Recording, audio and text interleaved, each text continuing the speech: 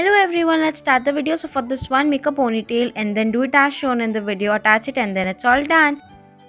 For the next one, make a braid into the half hairs into the ponytail and then take the remaining hairs, pull it inside out as shown in the video. Fix your hair nicely with the help of the rubber band and then it's all done. Accessorize it nicely.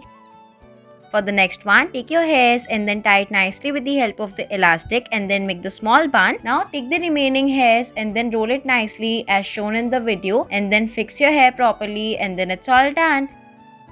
For the next one, take the section of your hair, tie it nicely with the help of the elastic and then pull it inside out. Now take the remaining hairs and start making the bun out of it, attach it all together and then accessorize it nicely and it's all done.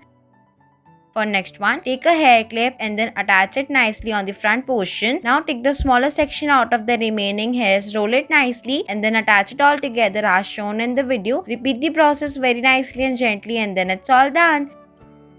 For the next one, take the section of your hair, tie it nicely with the help of the elastic and then pull it inside out. Now take a hair clip and then attach it nicely, it's done.